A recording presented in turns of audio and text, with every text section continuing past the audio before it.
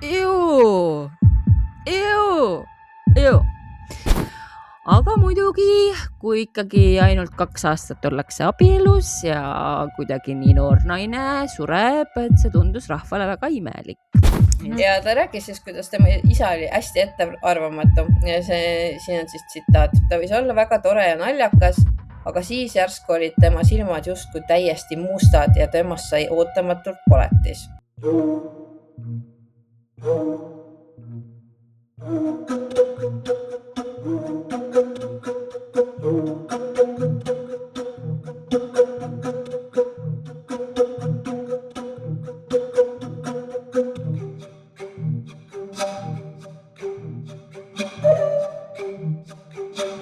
Aga nii.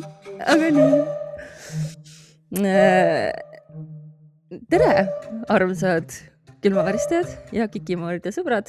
Nagu te näete, siis ma alles valmistun saateks. Aga parem valmistuda ja alustada, kui mitte üldse alustada. Mina olen Taki. Mina olen Heidi ja ma ei saa mitte midagi aru, mis sa just ütled. Ei peagi saama, sellepärast et akadeemiline põrgu jätkub koos lisatud fantastiliste boonustega erinevate haiguste näol, mida ma olen nüüd siin kannatanud. Mis asi nüüd on siin? Alates eelmisest reedest, kui ma lihtsalt jala pealt kell 8 kukkusin reede õhtul ja tulin koomast välja esmaspäeval, et ärgata täna hommikul selle peale, et mul on täislaks nohud olnud. Aga me unustasime eelmisel nädalal teha väikse shoutout'i, sellepärast et kui te ei ole meie sotsiaalmeediat jälginud, kuigi ma arvan, et te olete, siis me siin väikse puhkuse ajal, mis me korraldasime endale, kutsusime külla sellise imelise armsa kikide fänni nagu taskudraakon ehk Liis, kellel on Pärnus väike armas tätoveerimisstuudio, aga ta võib ka kohale tulla, sest nagu näha, ta tuli kohale, kui ma kutsusin. Ja nüüd meil on mõlemal Heidiga ühesugused kikimooride tätoveeringud siin kõrva taga. Ma ei tea, kas on näha, sa võid ütlema. Peaaegu. Nii, nüüd on paremini. Mul on ka üks, mul on pisem. Mul on siuke väike. No peaaegu. No, nüüd on näha.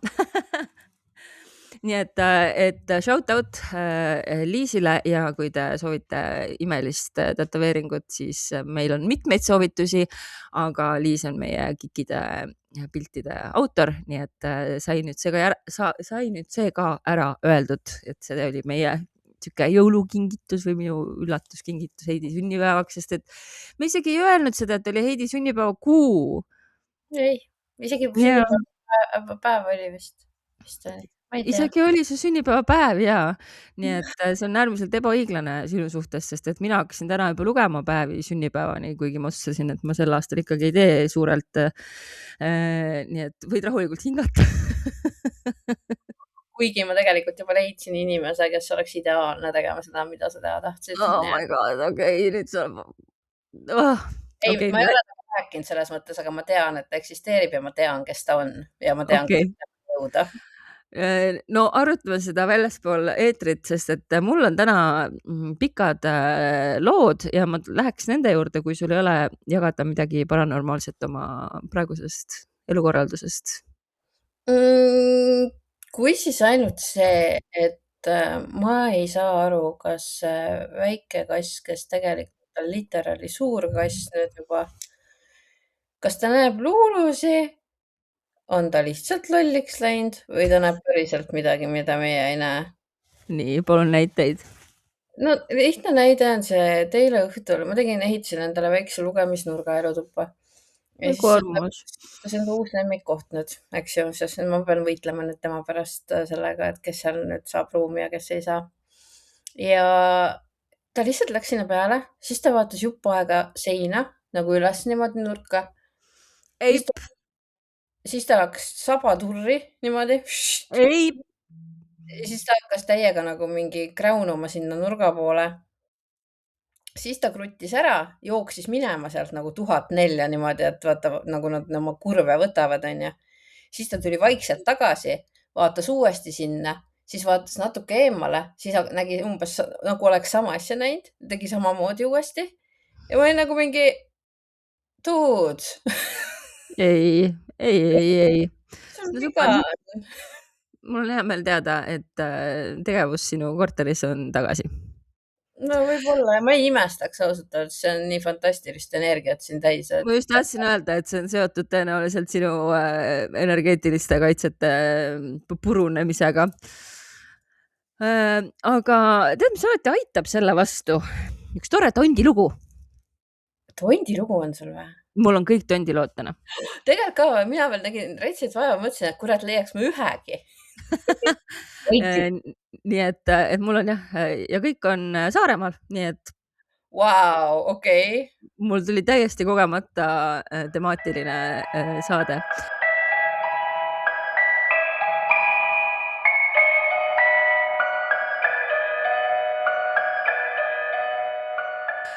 Aga me lähme jällegi, nüüd juba 101 aastat tagasi, kui siis 27. detsembril Kuressaares Tumala mõisa kojas suikus siis viimsele unele selline härra nimega Oskar Arkadius Otto von Eckersparre.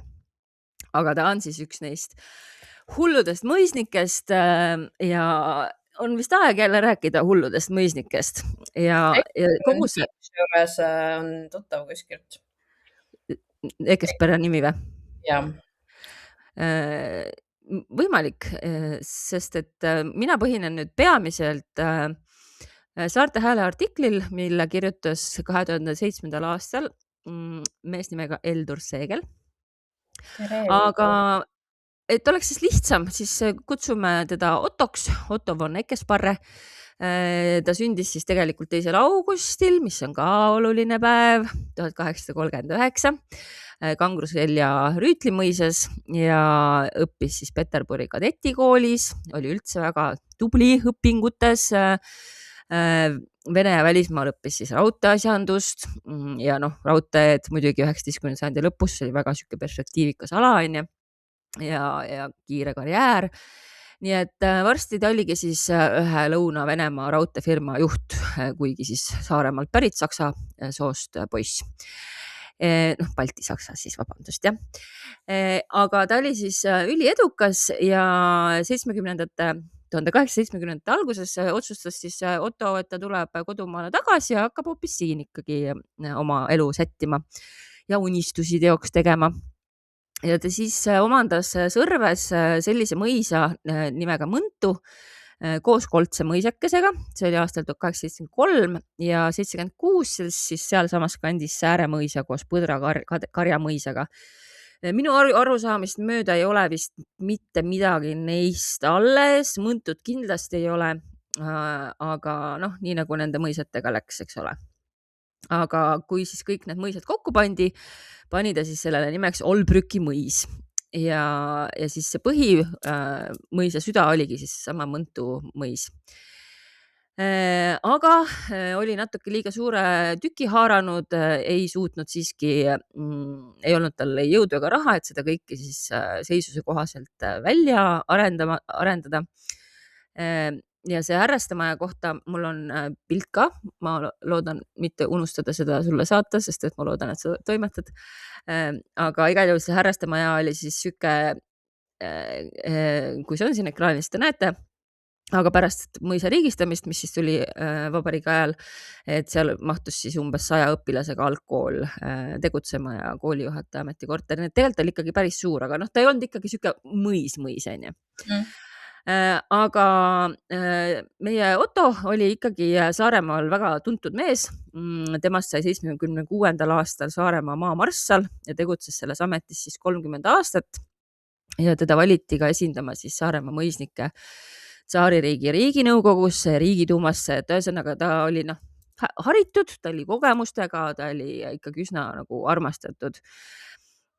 Ja siis näiteks Liivimaa maamarssali abikaasa baroness Eugenia Pilar von Pilhau iseloomustas Eckersparret järgmiselt.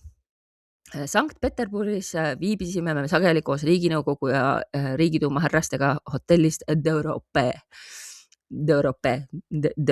ma ei tea, D'Europe, prantslaspäraselt D'Europe. kõigis poliitilistes asjades oli juhtkujuks alati Saaremaa maamarssal Eckersparre, kes oli kõige targem ja täiuslikult vene keelt vallates aitas ta alati, kui vaja ummikusse jooksnud asju korda ajada. Ta tundis kogu Peterburit ning konsulteeris kõigi baltlastega. Ta oskas meisterlikult venelastega õigesti ümber käia. Saaremaal oli enesestmõistetav, et ta ikka ja jälle tagasi valiti. Mulle meeldib, et mul on neljapäeval tulemas mu elu esimene suuline eksam sellises aines nagu baltisaksa ajalookirjutus, nii et mitte mul sellest Eckersparrest nüüd praegu kasu oleks, aga baltisakslased vähemalt on my mind. Nii, aga ühesõnaga eluasemega oli jonksus ja nüüd hakkas siis pere peale mõtlema. Ja naiseks võttis siis Otto 78. aastal endast 20 aastat noorema baronessi Kuivassuu Rüütli mõisast, kelle nimi oli siis Berta Buxhöveden Kuivastust ja kõik siis, kes need toonased kaasaegsed olid, kiitsid siis, kui ilus ja kui veetlev oli siis see Bertakene. Ja ta olevat siis täitnud ennast teostava mehe tundelisema elu poole oma vallutava energiaga ja väga-väga suur sügav armastus olevat siis nende kahe vahel olnud ja sellest siis annab märku tõsiasi, et paraku nad said abielus olla vaid 2 aastat, sellepärast et teise lapse Harri sünnituse järel 80. aastal ehitas siis Lesk tema mälestuseks ja viimseks puhkepaigaks mõisa peahoonest veidi eemale Astangu servale sihvaka neogooti stiilis kabeli. Aga muidugi, kui ikkagi ainult 2 aastat ollakse abielus ja kuidagi nii noor naine sureb, et see tundus rahvale väga imelik. Ja siis hakkasid kuulujutud levima, et keegi on äkki sellele kaasa aidanud. Ja jutt oli, et selle proua surma taga võis olla üks teine noor naine, kes ise tahtis saada Otto Eckersparre abikaasaks. Ja kuna siis Mõntu härra valik oli ikkagi teise daami valinud, et ta siis kallutas enda poole ämmaemanda, kes võttis siis selle noorproua sünnituse vastu ja väidetavalt siis maksnud talle ja siis ämmaemand olevat siis mässinud noore ema pärast sünnitust külma veega niisutatud linadesse. Väitis, et me niimoodi alandame siis palavikku, aga tegelikult tuli see siis koos ägeda kopsupõletikuga, millesse siis proua Berta 9 päeva pärast poja sünnitamist surigi. Tuletame meelde, kui suur oli tegelikult suremus toona. Nii et ühesõnaga I call BS siin, aga teate küll, inimestele meeldib rääkida. Aga siis see on nüüd 20, ühesõnaga see autor on öelnud niimoodi, 50 aastat tagasi elas Sõrves veel vana inimesi, kes mäletasid Mõntu hullu härrat. Ehk siis 50-ndatel, eelmise sajandi 50-ndatel. Aga ühesõnaga see Mõntu hull härra olevat siis kaabu silmil ja musta keepi hõlmat tuules lehvimas mööda küla ringi ratsutanud. Ja kui ta siis vahepeal Peterburist kodus käis, suundus ta siis igal hommikul kabeli juurde palvetama ja jällegi hakkasid jutud levima.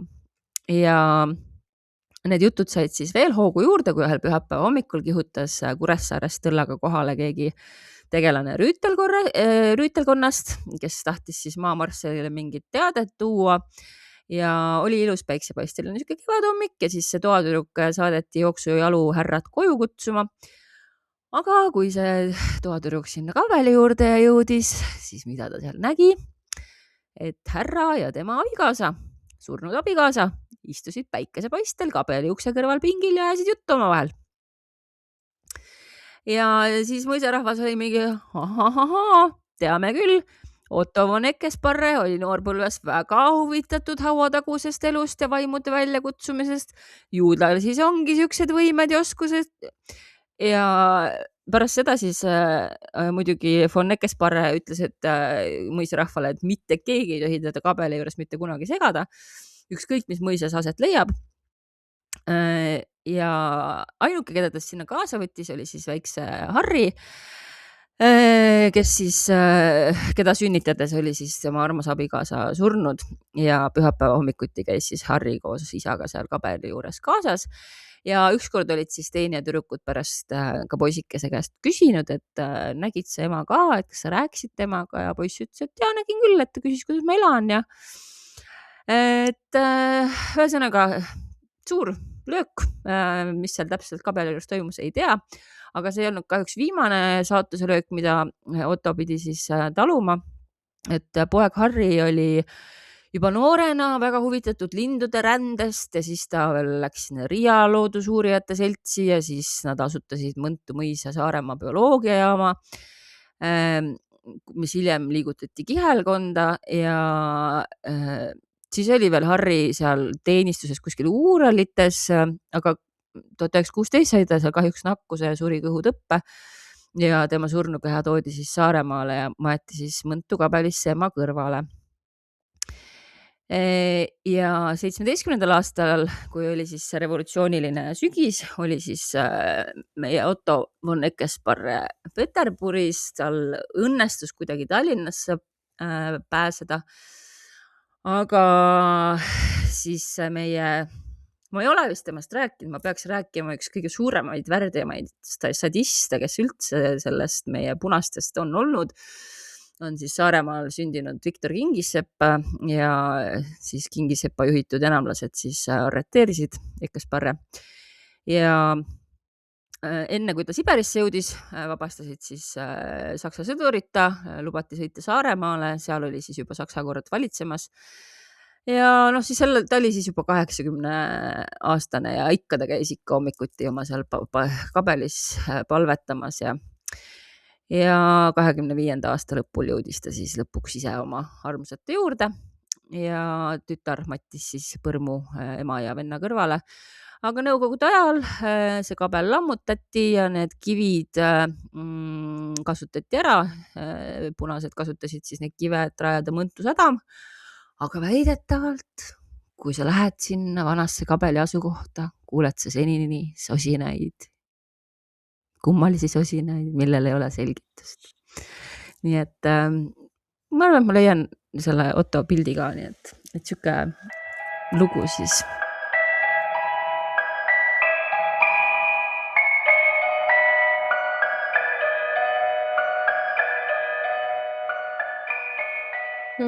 See pani täitsa mõtlema, et 100 aastaga pole osaliselt ikka mitte sittagi muutunud. Vabandust. Jaa, issand, see Viktor Kingissepp on nii jälgvend, et ma arvan, et ma pean temast kunagi tegema ikkagi eraldi saate või noh, eraldi loo. Aga lähme nüüd Rootsi. Rootsi, lähme. Kus siis 12. novembril 2010 veetsid koos aega sellised tegelased nagu Isakin Jonsson ja tema girlfriend Helle Kristensen. Ja nad tegid seda sellises väikeses linnakeses nagu Skara. Miks ma selle loo valisin? Ma räägin selle backstory kiiresti ära. Esiteks ma nägin seda mõned nädalad tagasi idees ja see oli insane. Ja teiseks ma tahaks rääkida sellest, kuidas mehed oma tütarde elu perse keeravad. Jaa, palun, see on väga päevakorral praegu. Ja ühtlasi ma annaks siia mingi 1000 päästikut ka ette, sest et see läheb nagu ikka väga räigeks. Igal juhul Isakin ja Helle siis hängivad Skaras. Käivad poes, ostavad endale süüa, ostavad alkoholi, aga õhtul läheb kõik jumala pekki. Nimelt siis tapab Isakin oma 40-aastase pruudi ja seejärel teeb midagi, mis vapustas nagu absoluutselt kõiki. Uurimisel siis selgus, et Jonsson oli lõiganud naise kõri läbi. Siis võtnud ta pea maha. Excuse me. Siis eemaldanud ka jäsemed. Ja osa sellest kupatusest vedas ta otse kööki. Sul on kuidagi sarnased need lood, ma vaatan kogu aeg. Ma tean, et see ühesõnaga, oota. ma arvan, et oota, ma pean, kui keegi meie suurtest fännidest tahab teha, siis te võiksite teha Kikimorde bingokaardi, kus, kus üks ruutudest on kindlasti see, et keegi tükeldab kedagi või Dagmar ütleb, et ei taha, ei soovi, aitäh. ja ei, aitäh, ei soovi jah. jah. Igal juhul tassis osa siis kööki ja valmistas seal endale siis eineid, kasutades selleks muuhulgas ka soola ja kodus kasvatatud kanepilehti. Loorberit ei olnud või mis nagu? ei olnud või tundus kanep parem? I don't know. Mis aasta see oli? 2010. See tüüp näeb nii crazy välja ka, ma panen ka pildi siia, et see oh nagu, ma ei ole kunagi see, kes vaatab kellelegi otsa ja mõtleb, et okei, aga see vend, see on nagu täiesti teine level, see on pöörane lihtsalt. Kui ma teda tänaval näeks, ma keeraks otsa ringi, jookseks nii kaugele, nii kiiresti, kui saaksin, ilma üldse, et ma küsiks midagi. Peaksid seda kanepiga viskama. Vaat võib-olla ta jääb siis neid lehti kokku korjama seal. Teed see väikse lennuki kanepilehest, siis oota, mingi oli ju, kas vampiiride vastu või kellegi vastu oli see võitlus, et sa viskad mingi soola ja siis enne sa ei tohi mida iganes muga teha, kui sa ei ole iga soolakristalli kokku korjanud. See oli mingi folkloor kuskil. Tuleb tuttavalt küll kuskilt. Anyway, pärast kuritegu ja einet siis helistas Johnson isiklikult politseisse ja tunnistas siis neile kohe üles, mis toimunud oli. No mitte ju piisavalt kohe, kui tal oli aega kokata seal. Tõsi. 2011. aasta märtsis siis leidis Karaburgi kohus, et Johnson kannatas väga raskete vaimsete probleemide all, muuhulgas siis hallutsinatsioonid ja et tema teod ei olnud tingimata lihtsalt nagu vägivald, vaid osa siis tema sellest psühholoogilisest terrorist. Ja ta siis mõisteti psühhiaatria haiglasse, mitte siis vangi. Ja haiglas olles äratas ta korduvalt teiste tähelepanu. Näiteks vend hakkas blogima. Meil on ka üks süke tüüp. Eluks ajaks mõisteti jäme jalga ja siis ta tegi videoblogisid. Nice. Ja siis see omakorda tõi siis kaasa arutelu isegi Rootsi parlamendis selle kohta, et kas äkki peaks psühhiaatrilistes asutustes interneti piiramist kuidagi kasutama või kuidagi piirama hakkama.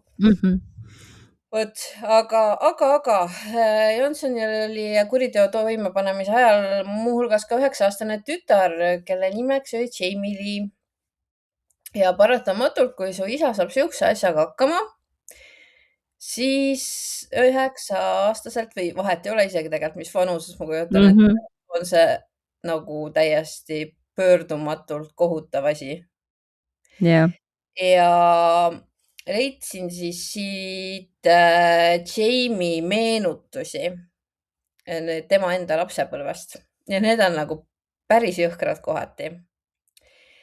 Igal juhul ta siis andis intervjuu siin samas saates seal ID peal, see omakorda jõudis muidugi mujale meediasse. Näiteks People kirjutas sellest asjast.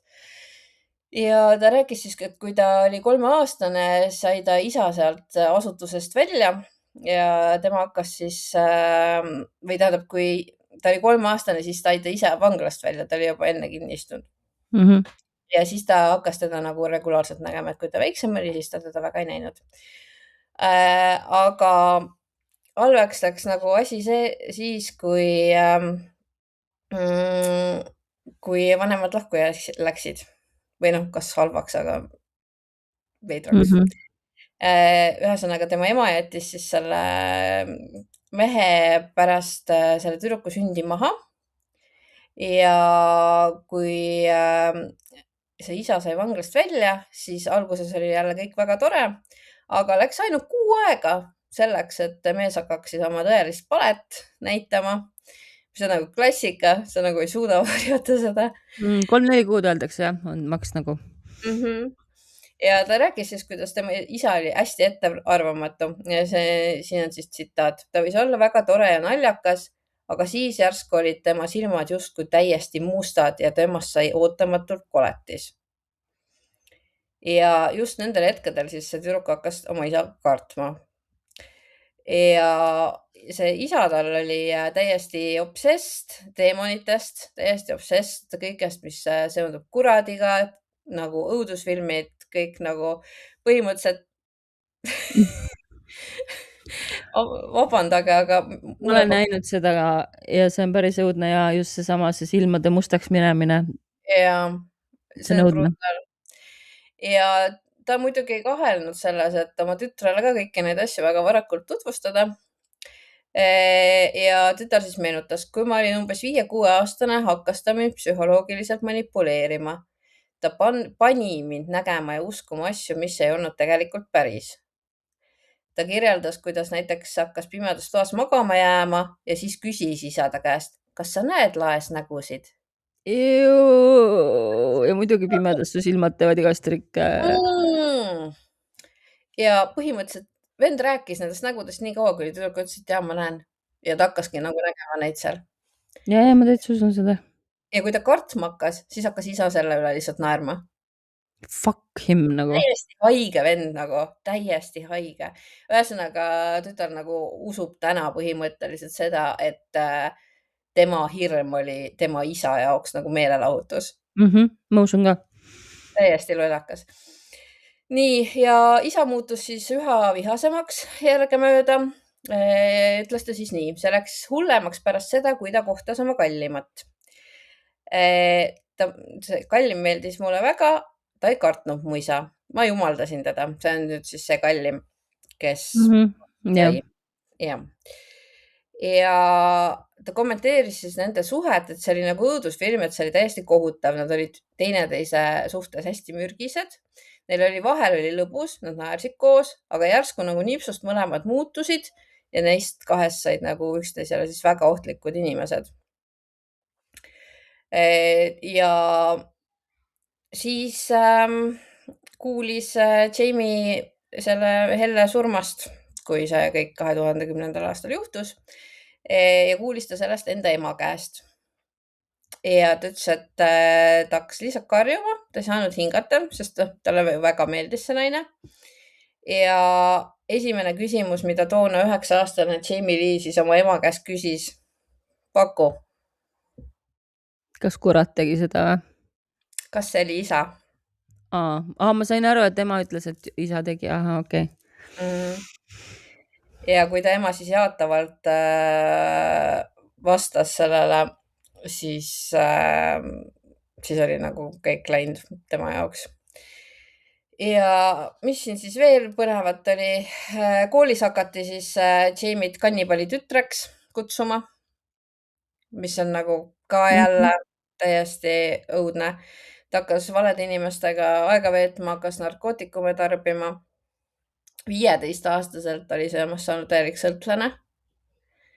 See oli imestada. Ja sellel ajal umbes täpselt hakkas ta ka oma isa üksinda külastama ja nüüd siis nende kohtumisi meenutades tõdes ta, et seesama isa oli taaskord igal kohtumisel temaga manipuleerinud. Muidugi. Ehk siis ta ütles niimoodi, et ta pani mind iga kord uskuma, et kõik meie ümber on illusioon ja mitte keegi teine peale meie kahe ei ole päris. No Jax nagu, et miks teda ei pandud vanglasse, see inimene peab olema ravil nagu ilmselgelt. Ja ühel kohtumisel isaga pakkus siis Isakin välja, et ta räägib oma tütrele täpselt, kuidas siis jälle mõrv aset leidis. Ja tütar nõustus sellega, sest ta ei teadnud tegelikult, mis täpselt juhtus ja isa oli talle öelnud, et ajalehti lugeda ei tohi selle kohta, sellepärast, et seal on igal pool lausvaled kirjas, ehk siis tal ei olnud nagu tegelikult aimugi, mis seal toimus. Ja see siis, mis isa talle mõrva kohta rääkis, oli tema jaoks üllatav. Ja ta ütles niimoodi, et kui isa sellest rääkis, siis ta jutustas justkui mingist maalist, mille ta tegi. Rääkis hästi kirglikult ja kirjeldas sündmuspaika kui kunstiteost. Rääkis igast detailist. ja kui mul seda kuuldes süda pahaks läks, tundis ta sellest täiega rõõmu. Ma saan aru, et vanemad ei saa valida, aga mingil hetkel sa pead valiku tegema. Ja ta ütles, et see on viimane asi, et see hetk, kui isa siis rääkis talle täpselt, mis seal toimus enda vaatevinklist, siis kuidagi, ma ei tea, mismoodi ta, aga et see hetk oli tema jaoks alles see hetk, kui ta nagu päriselt settis ära vaata, millega ta isa sai. Et ta sai aru, et okei, mu isa on mõrvar ja mitte lihtsalt mõrvar, vaid nagu jõhker mingi. Vot, et siis ühesõnaga be normal mees nagu. Ma arvan, et siin on nagu kõik rongid on läinud selle tüübi jaoks nagu. Aga kõik teised, palun be normal nagu lihtsalt hea inimene olla ei ole raske, hea mees olla ei ole raske. Hea naine olla ei ole ka raske. Ja ma võiksin rääkida nagu sellest male loneliness epidemikust nagu mingi tunde ja tunde, aga nagu ei ole keeruline pakkuda maailmas väärtust, mis on rohkem kui see, et sa hoiad naisi lõa otsas, ma ei tea, mingi rahalise ja finantsilise ja manipulatsiooniga, mis on aastasadu toimunud. Räägi, et ei ole muutunud. Lihtsalt sorry nagu, aga no ilmselgelt see inimene oli täiesti nagu haige. Nagu täiesti haige. Lähme sinna, kus on hea. Kuhu me enne oleme? Kas me läheme YouTube'i kõigepealt või me läheme kõigepealt YouTube'i sest et meil õnnestus lõpuks pidada need läbirääkimised YouTube'iga ära. Ja meil on nüüd võimalus inimestel, kes mingil põhjusel ei saa või ei taha Patreoniga liituda, siis täpselt samad ja suht sama hinnaga minu meelest plussid, mis on tavatasemel siis külmaväristajatel, on ka YouTube'i liikmetel. Te saate minna meie... Peaaegu vist samad. Jah, selles mõttes, et te saate valida teemasid, me teeme teile shoutout'i, te saate boonusepisoodid ja saate vist varem kätte ka vist oli, on ju. Jah, no selles mõttes jah, et saate märkmeid sinna ei saa panna, aga me saame seal teha muid trikke, mida me hakkame tegema, kui te natuke rohkem kogunenud, mida Patreonis teha ei saa. Ehk siis me püüame kuidagi pakkuda teile kõikidele tasakaalustatud lisaväärtust, et te meid toetate, siis me oleme nii tänulikud. Ja nii nagu me oleme lubanud, siis me teeme väikse shoutout'i. Kas sa tahad ise äkki YouTube'i jälgijatele teha väikse tere? Jaa, ma võin seda teha küll, ma arvan.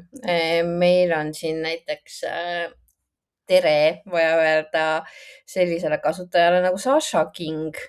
Ma eeldan, et see on täisnimi. Kindlasti. Ei ole, Sasha King of Love. Sasha King of Love, kolmas nimi. Ja siis Maarja Aljas 9029 ja Martin Kaur ka. Super. Ja siis meil on tegelikult siin 2 nime veel muide. Ja Pirjo Virkunen ja Keidi Karu ka. No vot siis. Ma isegi ei ole, mina olen näinud 3, aga tuleb välja, et meil on juba 5 liiget seal. Ja special suur aitäh meie kõige esimesele liitujale, tänu kellele me üldse selle membership'i asja ajama hakkasime, sest et ta elab riigis, kus Patreon ei ole vist lubatud või midagi sellist. Ei hakka privaatsust rohkem rikkuma, aga igal juhul tänu sulle me selle teekonna ette võtsime, nii et loodetavasti on sellest ka teistele abi ja tulu ja muidugi te toetate meid ja see on meile väga-väga tähtis ja oluline.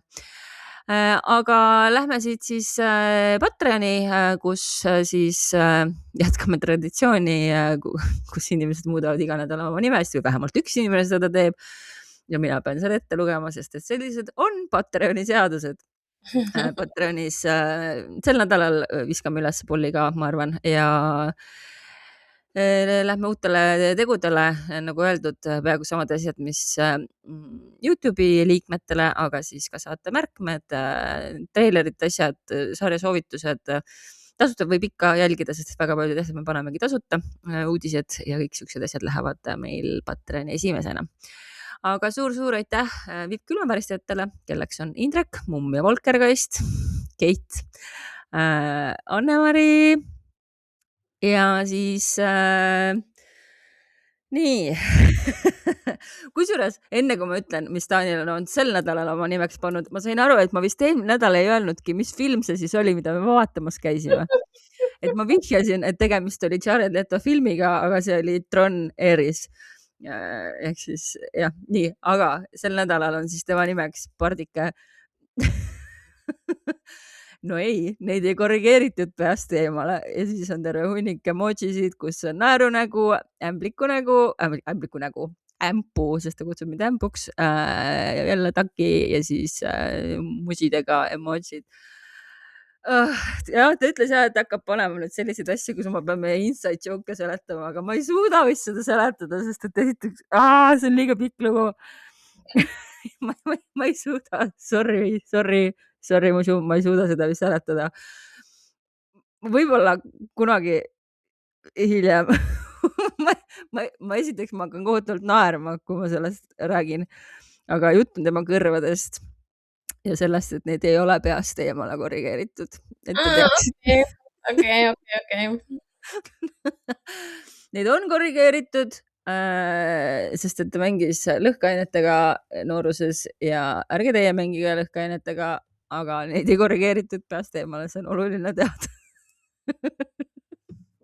Ühesõnaga, et mitte nüüd liiga kinni siia jääda, aitäh ka Kikide sõpradele, kelleks on Pilleriin, Hufflepuff, Bentley Heiks, aitäh külmaväristajad Endre, Kelly, issand Sülte, jällegi üks on sulgudes, Kerli, Merle, Shirley, Malle Ketrin, Kadi Oliver, Krista Viirastus, Väike-Päike, Krets, Merit, Valge Siil, Elin, Helina, Liina, Kersti, Erki, Anni, Ansu, Marta, Friida, Ilma Igretkita, Ilona, Anne Tondiste, Kristin, Miila, Regli, Annika, Kristi ja No Name. Sul tulevad ka päris head nimed. Okei. Aitäh. Airi. Vektimuks X. Helen ja onu Vello. Vellost pole ka ammu midagi kuulnud. Aitäh Karena, tont või inimene tüdruk seina seest. Okay.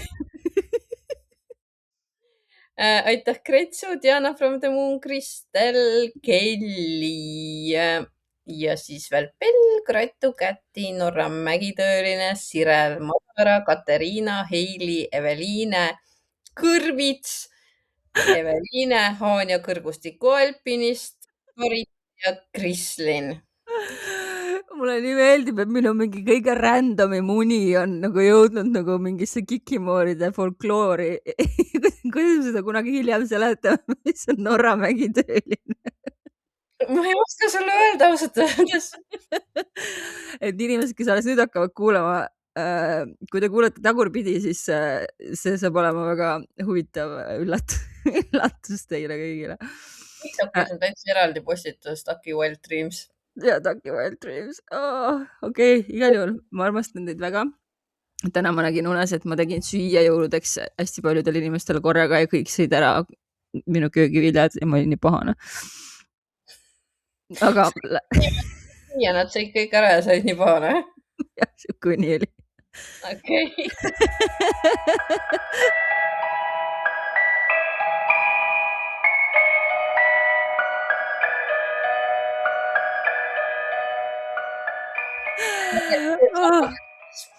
Aga lähme siis uuesti Kuressaarde, kus siis vaimud vabalt ringi jalutasid seekord aastasse 1932. Ja uudisleht siis novembris spekuleeris, et kas on olemas elu pärast surma või on inimhing samuti kaduv, hävinev, nagu ta maine kehagi. ja siis loomulikult tõdesid nad, et salapärasuse loor varjab meie silma eest hauatagast elu ja ei lase näha seda, mis saab meist siis, kui omaksed pisarsilmil seisavad meie laiba ümber ja ütlevad, ta on surnud. hästi kirjutatud. Palun seista mu laiba ümber niimoodi. Ta on Ja surnud. imestada. Jah. Kas me oleme tõesti siis surnud? Kas ei hõlju meie vaim samal ajal leinajate pea kohal? Kas ei rändada leinarongiga kaasa meie maise keha viimsele puhkepaigale, et siis lennata ära tundmata maale ja alata seal uut elu? Meie ei tea seda. Üks on sinu kõrval, vaata, ta on surnud ja teine nagu, vaata, ta hõljub. Oh my god. Aga igal juhul see oli kõik siis suur pikk sissejuhatus sellele, et aeg-ajalt siis avaldavad ikkagi need surnute vaimud end ühele või teisele õnnelikule inimesele. Ja Kuressaare linna ühel peatänaval asub siis roheline puumaja, mille välisuksele on kinnitatud nimekaart Ernst Heinrichsen. Ja kõik kuressaarlased tundsid siis toona umbes 60-aastast Ernst Heinrichseni, ma arvan, et Ernst on vist lihtsam öelda. Ta oli vannutatud advokaadi abi ja ka Kuressaare esimene linnapea Eesti iseseisvuse ajal. Aga siis selleks ajaks, kui see lugu aset leiab 32. aastal, oli ta siis avalikust elust kõrvale tõmbunud.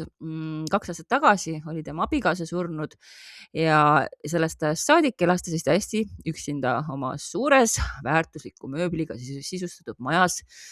Aga tal oli ka üks kaaslane või natuke rohkem. Üks oli truu koer, vanaldane ja vaimud. Et Ernst oli siis andunud spiritismile. See kõlab tiim koer ja vaimud. Ja siis see uudislehe reporter vaatas ühel novembrikuu õhtul, et Ernst käib oma koeraga oma jalutuskäigul ja siis jooksis talle järele ja ütles, et hakka nüüd rääkima. Ja Ernst oli muidugi valmis ja meelega istusid siis sinna kabinetti tema igasuguste raamatute, ajalehtede ja piltidega koormatud kirjutuslaua äärde, mis on täpselt see, mis siin kusjuures on, selle vahega, et mul on veel kastid, mis on täis erinevaid materjale. Nii et kui mul kunagi on oma kodukontor, siis ma tahan, et mul oleks siuke, ma hakkan kanaldama Ernsti. Aga Ernst siis uskus juba koolis käies, et kuna energia ei ole, on ju, ei teki ega kao, vaid muundub ühest olekust teisest, miks siis inimhing peaks teistsugune olema. Ja siis ta hakkas otsima ühendust selle maailmaga. Ja umbes 24 aastat tagasi, ta on siis üle 20 aasta oli siis selleks hetkeks oli ta siis praktilisi katsetusi teinud ja tal on väga tihe kontakt. Noh, tähendab siis selles hetkes, kui see lugu toimus. Ja nimelt siis Ernsti juures käisid siis nii tuttavad, võhivõõrad, tuntud ja tundmata suuruste vaimud ja enamasti siis, kui neid kutsutakse, aga vahel tulevad ka siis täitsa kutsumata külalised nagu kohale. Ja siis see spiritism või see spiritist seletas siis, et mingi seletamatu tunne ütleb äkki, et keegi vaim tahab talle midagi edasi anda. Ja siis ta võtab paberi ja pliiatsi ja siis paberile ilmuvad read, tema ise ei tea, mis sinna tuleb üldse ja siis alles hiljem loeb läbi ja siis saab aru, et midagi on seal kirjutatud. Jah, kanaldas. Ja Ernst ütles, et ta võib ka kõneleda ja kuuleb nende häält, aga et alguses olevat see ikkagi kaunis raske olnud. Aga et üldiselt ei ole nagu see mingi probleem neid vaime kohale kutsuda, nagu lihtsalt kuulda on nagu raske ja näha on ka keeruline, aga tule aga hakka kirjutama. Aga mingit meeleolu on ikkagi vaja ja siukest maistest muredest tuleb lahti lasta. Ja tema suur unistus oli ikkagi see, et ta tahtis nagu ikkagi näha. Et selleks hetkeks polnud talle seda õnne veel osaks saanud, aga kui te ootate boonuslooni, siin väike vihje. Aga ta siis tõi rikkalikke näiteid selles artiklis selle kohta, kuidas siis vaimud on talle ennast ilmutanud või teistele. Näiteks ta tõi kellegi Saaremaa mõisniku ja ta teener olid siis ühel ajal näinud mõisniku ammu surnud abikaasat seismas puhvetikapi ees. Mitte kabelis, puhvetikapi ees. ja ühes teises artiklis kirjutas siis uudisleht, et muuhulgas on siis Ernstile ilmutanud ennast ka Kristus. See juhtus 5. juuli õhtul kella 10 ajal. No ja täpselt paigas on. Et siis Ernst oli oma vanamoelise mantliga ja oma jahikoerast saatjaga just koju jõudnud ja siis vaim siis esitles ennast. Tsiteerin: väga austatud härra Heinrichsen, mina olen Kristus, keda teie seni kui Jumala poega olete austanud. Täna on minul võimalus teile öelda, et mina ei ole see, keda maailm seni kui päästjat on austanud. Ma ei ole Jumala poeg. Ma pean ainult ütlema, et ma pole iialgi ennast Jumala poeks tunnustanud, aga minu pooldajad on selle mõistmatu kuulduse levitanud. Ja teate, ma pean ütlema, eelmine nädal te saite juba lühikese saate. Kristus lobas juba palju. Ma ei hakka siin kõike seda ette lugema, aga ta lobises päris palju ja see kõik on siuke nagu mingi ok. Noh, ühesõnaga, ta rääkis natuke, kuidas ta seal rändas Egiptuses ja Jeruusalemmas ja tegi puutööd ja no siuke Okei. jah. Intervjuu juurde nüüd. Intervjueerides küsis, kas vaimud ei ole pahased, kui nende rahu väljakutsumisega segatakse? Vastus, sugugi mitte, neile koguni meeldib see. Sagedasti tänavad nad mind, et olen neid välja kutsunud. Nii kirjutas Goethe vaim, et kutsuksin teda sagedamini. Ta tahtvat mind edasi arendada spiritismi alal, tahtvat tuua mulle veel tõendusmaterjali selle kohta, et vaimud tõesti on olemas. Keegi vaim öelnud talle, mina elan, me pole surnud, pidage seda meeles. Küsimus, kas olete kõnelenud ka oma abikaasaga? Vastus, olen. Ta on väga kurb, kui ma mõnikord pikema aja jooksul teda ei kutsu. Paaril korral on ta selle pärast isegi nutnud, mis on nagu mingi dude nagu, suhtle oma naisega. Mis sul viga on? Küsimus, kuidas elavad vaimud oma salapärases maailmas? Vastus, seda ma täpselt ei tea öelda. Jällegi, boonuses saame rohkem teada. Kuna vaimud teadete andmises selles küsimuses on õige tagasihoidlikud, kuid arvatavasti ei erine nende elu seal palju maapealsest. Seda tõendab juba see, et vaimudel mõnikord on rohkesti aega, teinekord aga vabandavad nad juba pärast lühikest kõnelust, et neil on rutt ja nad peavad lahkuma. Nähtavasti on neil äraolekuks lubatud ainult teatud aeg. Ja meil on siis ka kiire või? Me oleme korduvalt näinud või siin lugenud lugusid, kus nad teevad oma koristavad ja teevad muid õudusi, mis me peame päris elus tegema. Nii et jah. Aga Ernstil on ka siin väga hea tsitaat, mis võiks minna meile särgile, kui me seda teeksime. Ernst ütleb, et tema meelest ei ole see vaimude elu üldse siuke nagu piiblis kujutatakse. Tsitaat. Kujutage ette, et peaksite aastatuhandeid mängima kannelt ja laulma. Kas ei läheks ja lõppeks igavaks? Ma ei tea, kas piiblis on kirjas, et me mängime kannelt ja laulame elu lõpuni või tähendab aastatuhandeid.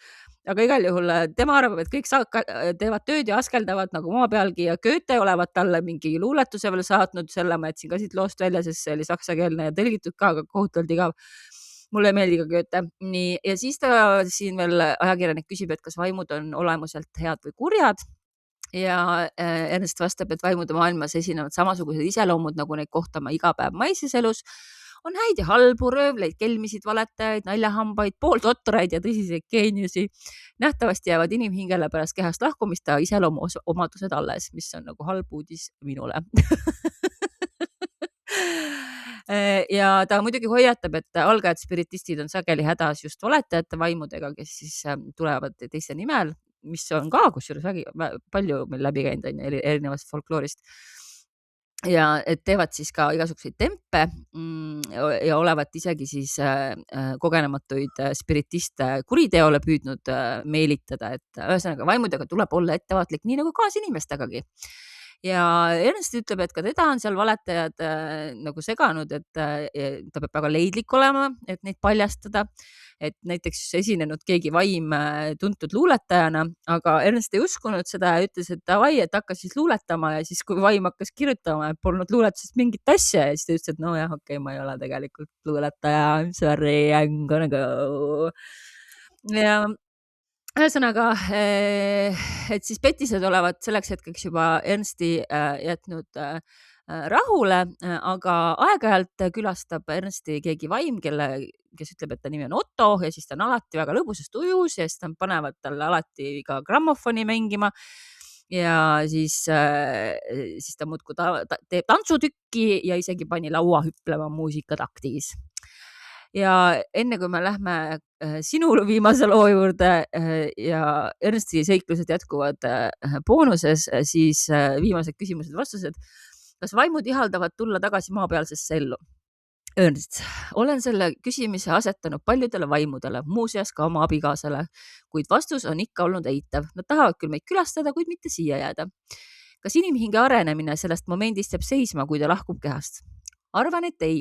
On tõendusi selle kohta, et inimhing vaimude riigiga areneb edasi täiuse poole. Ja siis lõpetab siis selle konkreetse artikli sellise kirjeldusega, et muudkui ainult jutlevad, siis järsku ta haaras siis pliiatsi ja siis tulevad saksakeelsed read, mis siis tõlkes kõlasid järgmiselt.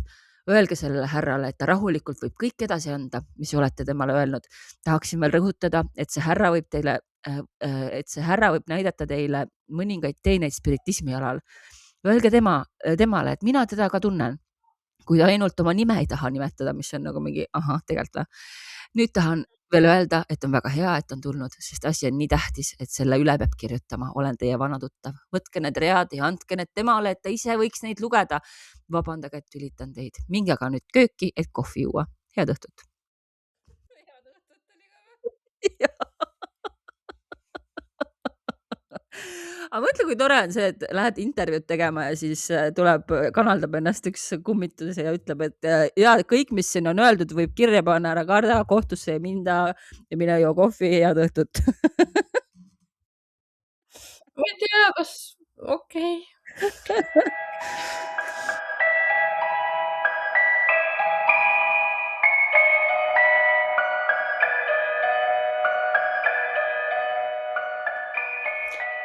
Mina nüüd majandan oma asjad ümber, sellepärast, et ma vaatan, et meil vastupidi eelmisele korrale läheb seekord nagu muidu väga pikaks asi.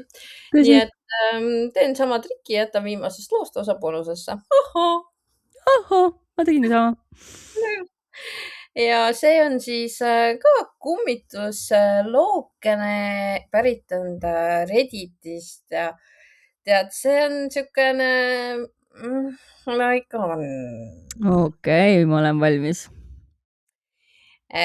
Kirjutati seal siis niimoodi. Minu kogemus on paljudele teistele tegelikult sarnane. Minu lapsepõlve kodus kummitas, kuid pärast sealt ära kolimist pole mul olnud praktiliselt mitte ühtegi paranormaalset kogemust. Nii vähemalt viimased 15 aastat. Täielik vaikus. Aga selles majas seal juhtus asju. Ja seda aru, esimest korda elus ma näen, et keegi on teinud nagu konkreetselt nummerdatud listi asjadest, mis kuskil kummitamas vajas juhtusid. Oh my god, okei, let's buckle in. Ja esimene vanamehe kummitus kõndis mööda koridori. Teda nägi aastate jooksul vähemalt 5 inimest, kaasa arvatud mina ise. Ühes magamistoas oli nutva beebi kummitus. Paljud kuulsid teda, kuid keegi ei näinud teda kunagi. Trepi ülaosas seisis ahastuses öösärgis naine, kes hoidis nutvat last. Teda nägi üks mu venna sõpradest.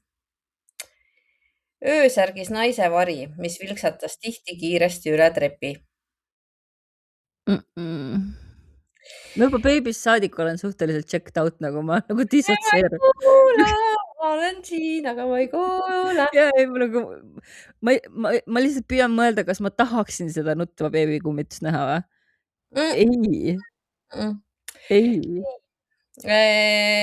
Naise kummitus aias varajastel hommikutundidel. See kummitus oli ka by the way öösärgis. Muidugi. Kus sa mujal oled siis, kui mitte seal? Ja, tulede vilkumine keldris. Nüüd nii muuseas, mis iganes punkt see on.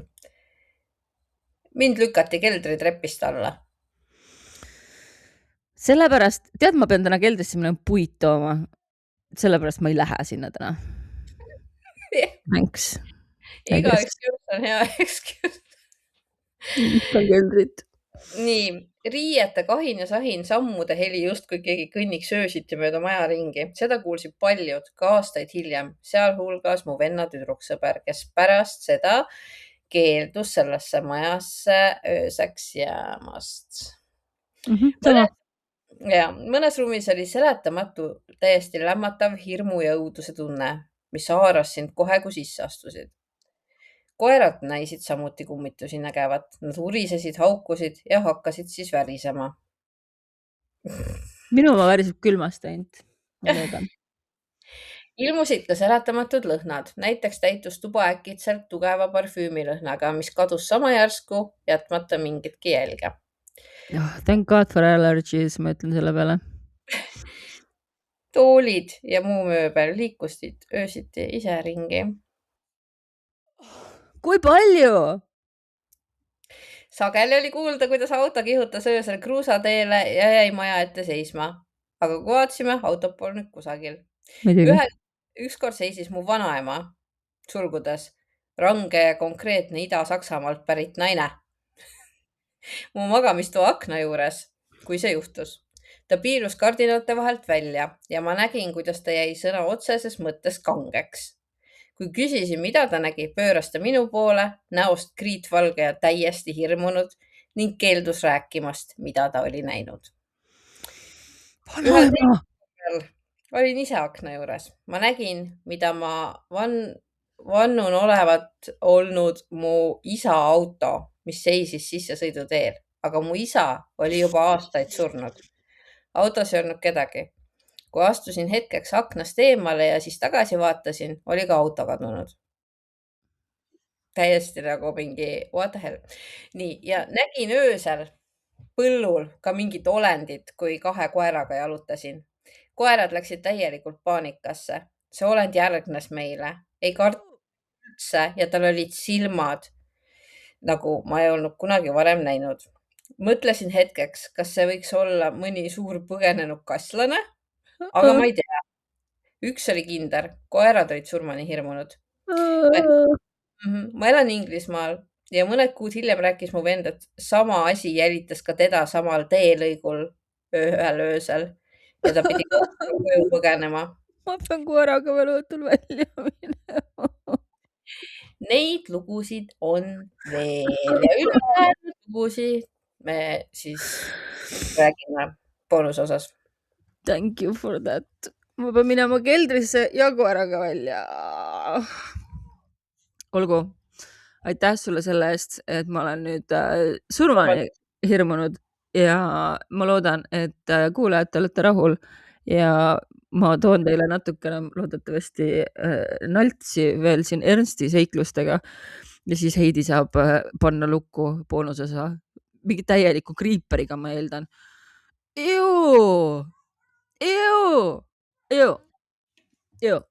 Ühesõnaga, aga aitäh teile, armsad kuulajad, et ikka meiega olete ja saite nüüd natuke pikema saate. Ma loodan, et te olete nüüd, ei ole enam pahased meie peale, et oli lühem eelmine kord. Tegime tasa. Ja siis nagu ikka, me kohtume järgmisel nädalal. Varsti juba on kuulakirjade aeg kikimorid@gmail.com www.kikimorid.ee ärge unustage ja püsige koledad.